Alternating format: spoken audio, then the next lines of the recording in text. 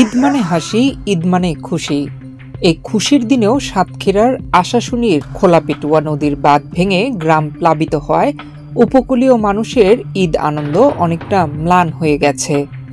নদীর তীব্র জোয়ারে পানি উন্নয়ন বোর্ডের বেড়িবাঁধ ভেঙে হু হু করে লোকালয়ে পানি প্রবেশ করে। এতে মুহূর্তে ৫ থেকে ৬টি গ্রাম প্লাবিত হয়।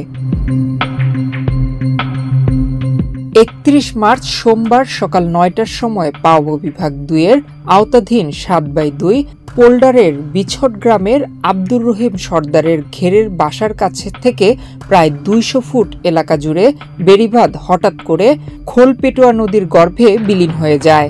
এতে মুহূর্তের মধ্যে নদীর পানিতে আনুলিয়া ইউনিয়নের বিছট, বল্লভপুর, আনুলিয়া, নোয়াখালী, চেটুয়া ও কাকবসিয়া গ্রাম প্লাবিত হয়। দুপুরে এলাকাবাসী বাঁধ মেরামতের চেষ্টা করলে তীব্র জোয়ারের কারণে তা ব্যর্থ হয়। এদিকে সকালে ঈদের নামাজের পরপরই হঠাৎ করে বেড়িবাঁধ ভেঙে নদী গর্ভে বিলীন হয়ে যাওয়ায় গ্রামবাসীর মধ্যে আতঙ্ক ছড়িয়ে পড়ে। ফলে গ্রামবাসীর ঈদের আনন্দ নিরানন্দে পরিণত হয়।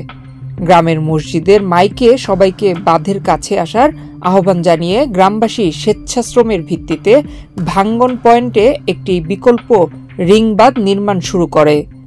আপনারা দেরি না করে অতি দ্রুত যার যা আছে নিয়ে চলে আসুন। কিন্তু দুপুরে খোলপেটুয়া নদীর প্রবল জোয়ারের তোড়ে গ্রামবাসী তাদের দেওয়া বিকল্প রিং বাঁধ টিকিয়ে রাখতে পারেনি। প্রবল বেগে জোয়ারের পানি লোকালয়ে প্রবেশ করে মুহূর্তের মধ্যে তলিয়ে যায় এলাকার চিংড়ি ঘের ও বসতবাড়ি। সাতক্ষীরা পাওবো বিভাগ ১-এর নির্বাহী প্রকৌশলী মোহাম্মদ সাখাওয়াত হোসেন জানান, বেড়িবাঁধ ভাঙ্গনের খবর পেয়ে তার ডিপার্টমেন্টের কর্মকর্তাকে সেখানে পাঠানো হয়েছে। পানি উন্নয়ন বোর্ডের পক্ষ থেকে জিও ব্যাগের ব্যবস্থা করা হয়েছে। বিষয়টি ঊর্ধ্বতন কর্তৃপক্ষকে জানানো হয়েছে।